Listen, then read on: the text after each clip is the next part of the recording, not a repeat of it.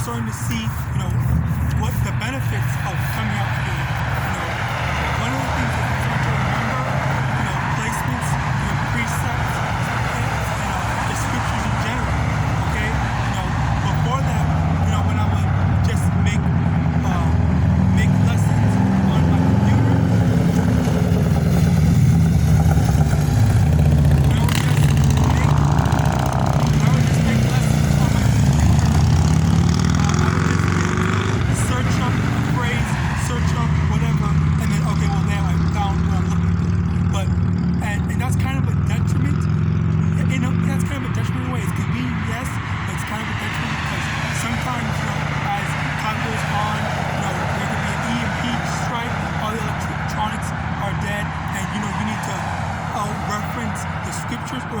maybe you need to go off the top of your head.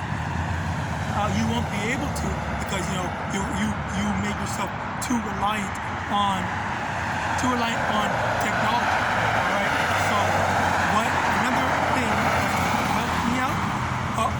Another reason why I wanted to do this video is because just last week, okay, I believe last week, if not 2 weeks ago, I just recently started playing this one game called DNF, alright, and initially it was the first time I was playing it, and I went to tutorial, I learned how to play, I got the general gist of, okay, well, here's how to do X, Y, and Z, but I didn't have any actual experience in it. So I was like, okay, same day, first day I played it, I went in and online to play against other people, and initially I was going okay, I was doing a lot okay, but then I started playing a couple of really good players that have been playing it for a while, and then I started going on a losing streak, okay, but eventually it got to a point where I was like, okay, well, actually I'm starting to get the hang of it, and then I broke that losing streak, and then I started on a win streak myself, okay, so putting ourselves out there and actually not necessarily practicing, not as like a rehearsal, but actually attempting the real attempt even when you're not fully ready, okay, that's a very important thing to do, which is what I'm doing right now. I may not be fully learned, I may not be able to say, okay, well, Acts this, Genesis that is exactly where as I'm coming out here to do this, this is what's making me and improving me, all right? So now, let me go in and get some precepts, okay? So number 1, Revelation chapter 1, verse 3, Blessed is he that readeth, and they that hear the words of this prophecy, and keep those things which are written therein, for the time is at hand. Okay, so number 1, very blessed to read. Okay, so remember that's one of the things that we have to do. We have to keep on going in and reading constantly. All right, we get precept Acts 17.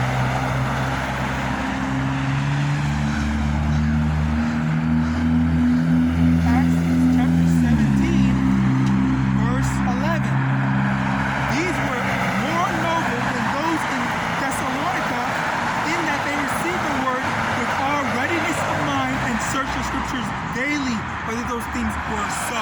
So searching the scriptures daily, that's when we have to have we have to have the readiness of mind, meaning that we have to want to learn, we have to want to improve. And in addition to that, we have to also have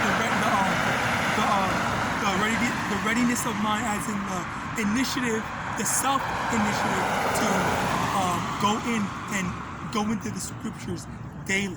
All right, so that's being an everyday thing for you to be like, okay, let me go improve myself. Let me go do X, Y, and Z. Let me go, give myself as a living sacrifice to the Most High.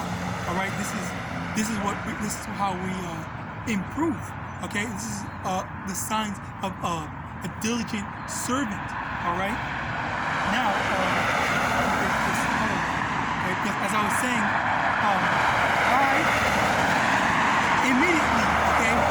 It was within the same day I started playing that game, and then I improved. I had an exponential rate. Like I was playing against people, not the best, but like, people that have been playing far longer than me and have more experience. All right, and this is also one of the things that we have to be doing, which it all ties in together in multiple different areas. Okay, so we have to be willing to come out here. Okay, but at the same, have the readiness of mind, searching daily. They want to incorporate these scriptures into our mindset as well as our memory bank. All right, and then we also have to be able to we also get to be blessed by doing so. All right, but Isaiah 58 from the top: cry aloud, spare not, lift up thy voice like a trumpet, and show my people their transgression and the house of Jacob their sin. This is what we're supposed to be doing. Again, it all ties in together. As we're out here, showing our people, their transgressions, we're getting blessed for reading the scriptures, but also at the same time, we're supposed to have that readiness of mind. And as we are showing our people their transgressions, we are improving on ourselves spiritually. Okay, and let me get another precept to that. Matthew chapter 6, verse 19. Lay not up for yourselves treasures upon earth, where moth and rust do corrupt, and where thieves break through and steal. But lay up for yourselves treasures in heaven, where neither moth nor rust doeth corrupt, and where thieves do not break nor steal. So this is what we're supposed to do. We're supposed to be working our spiritual job rather than putting all of our time into our 9 to 5. I want to build up, I want to get a nice white picket fence and stuff like that, the quote-unquote American dream and whatever. All right, so this is what we're not supposed to be aiming towards that. We're supposed to be aiming towards our spiritual bank, building our spiritual bank account. Okay, then this is how we do it. We go out here on the highways and byways, and yet at the same time we are continuously getting blessed, and we are improving ourselves. It's just multiple benefits to doing it. There's multiple different layers to it, and everything is coming in, all in together, into this one thing that we're doing. All right, we get Proverbs.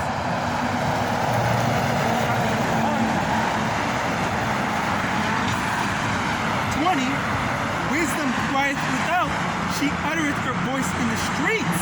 Okay, this is what, again, this is more talking about in Isaiah 58, top verse 1, going out on the highways and byways to letting our people know, their transgressions. All right. Verse 21, she crieth in the chief place of concourse, in the openings of the gates, in the city she uttereth her words, saying, how long, ye simple ones, will ye love simplicity, and the scorners delight in their scorning, and fools hate knowledge. All right, this is all of this is what we're supposed to be doing, and it's a very beautiful thing that the Lord incorporated them all into one thing, so that we just get blessing, we improve. Because again, as we are building up, you don't want to be caught with your pants down, as the wicked and slothful servant that says, my Lord delayeth his coming. Okay, and for that servant, they have their judgment waiting for them. But for you, if you are not like them, okay, you have the kingdom of heaven to look forward to. All right, and once again, you don't take this for granted. Don't think that, this is all for naught, because we're almost out of here. All the signs are showing and driving us closer and closer to the end. All right, we see all the prophecies that are coming to pass. All right.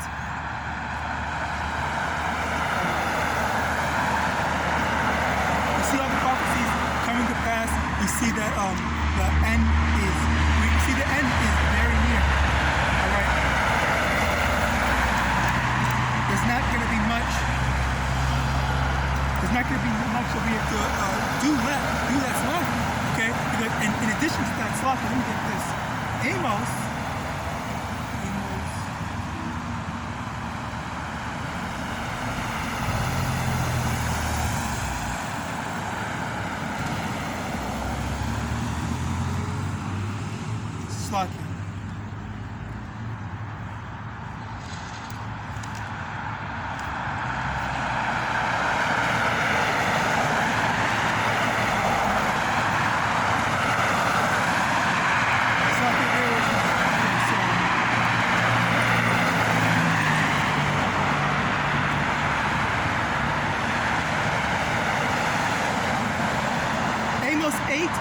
verse 11.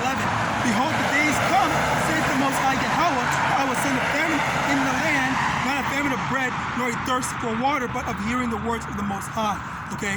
No, actually, let me read it. The next verse, verse 12. And they shall wander from sea to sea, and from north even to the east. They shall run to and fro to seek the word of the Most High, and they shall not find it. Okay? So again, now this doesn't even necessarily apply to those that are not in the know. It also applies to those who are in the know, and they can fully commit to study all the words. Okay? And as a matter of fact, those are the ones that are this is probably this is most speaking to. This is most speaking to because they had their chance to be studied, but they were slothful and they think, okay, you know what, I can go study next time, or oh, I believe I'm a Hebrew Israelite. I think that's going to be enough to get me through all these hardships. Okay, but that's not going to be the case. All right. If you heard this word, if you were warned, and you decided to not jump on that opportunity, not capitalize, and not study all the way through, and that's on you. Whatever happens, all right, that's on you. That you basically get hold by whatever situation that comes at you because you chose not to be ready, not to prepare, not to spiritually prepare, not carnally prepare for the basically all hell breaking loose, not to prepare for Jacob's trouble spiritually. All right. Now, additionally, ultimately, at the same time, while I do say, you know, for me, it was individualistically, for me, I improved a lot by doing stuff on my own. Okay, so maybe it's not always the case for everyone. All right, now let me get this. And I'm not saying that I learned the truth on my own. I did have to go study the foundation on my own, but I went to teachers for that. All right, and I give all credit to the Most High, YAHAWASHI, for guiding me into GMS. Okay, GMS are the ones that have the 100% truth, as well as they're the ones that, you know, really, I guess, got those errors, the certain errors that I got from other camps, and got it straightened out. All right. Now let me get this, because again, I'm not trying to tell anyone to be prideful or try to come up with their own doctrine, which ultimately will lead in you falling into error. All right, that's not what I'm going to say.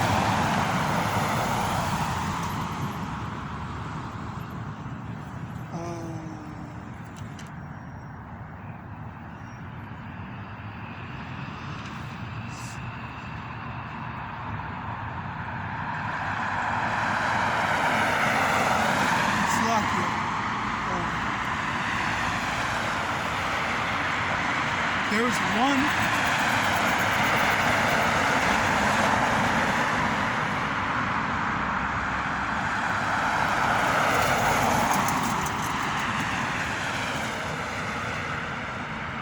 Okay, Acts chapter 8, verse 30, Slacky about that.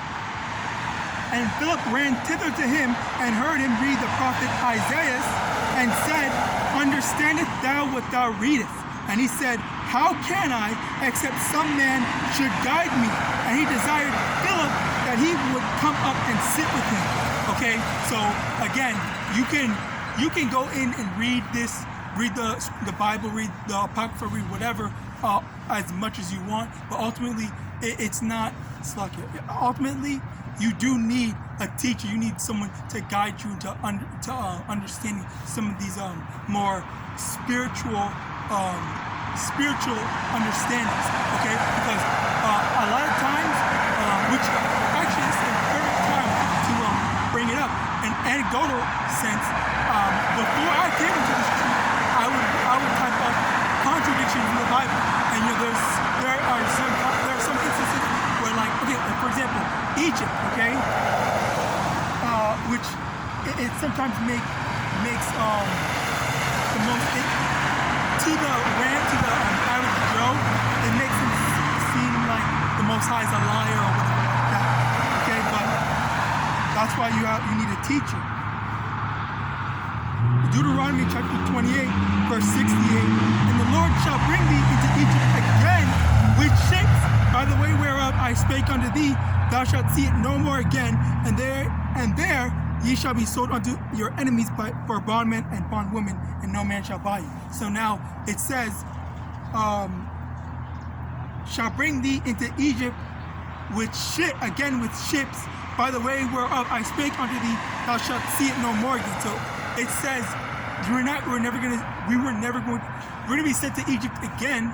The same way the same way I said I'm never gonna let you see it again. So it's not. One would say it was a lie or it's a contradiction, but that's not the case, because we were in physical Egypt, okay, in bondage, but now it's taking us back to Egypt, which is spiritually Egypt, okay, which is America or Babylon, all right, and that's how we would never see the physical Egypt in slavery again, but taking it to spiritual Egypt. And there's let me get that. Well, Slakia. Okay, so Revelation chapter 11,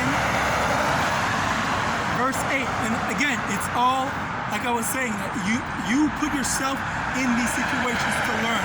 Okay, I didn't remember exactly where it was, so I went in and checked on my phone. Okay, but ultimately I'm still learning, still improving. All right, now Revelation chapter 11, verse 8. And their dead bodies shall lie in the street of the great city, which is spiritually called Sodom and Egypt, where also our Lord was crucified. So again, it's called spiritually called Sodom and Egypt. Okay, so Egypt again, it's spiritual Egypt. And another thing is, if you look at the Washington Monument, that's an obelisk. And obelisks are most known for being in Egypt. That's an Egyptian monument, it's an Egyptian structure, but it's in America like that.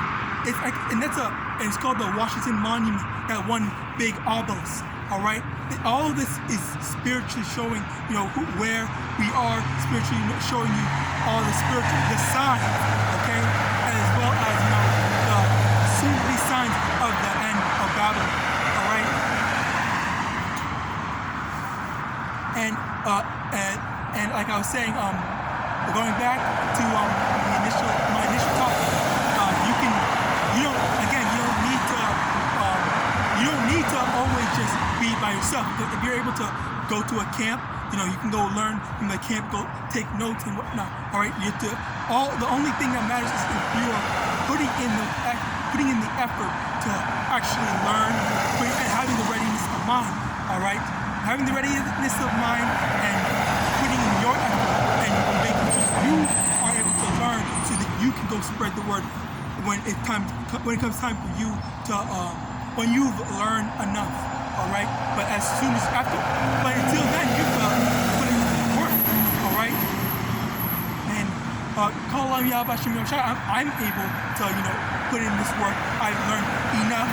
All right, to be able to go. I'm still learning. All right, and now we see I'm still, as I just displayed. I don't know everything everywhere, but I'm still able to go in. Here's X, Y, and Z over here.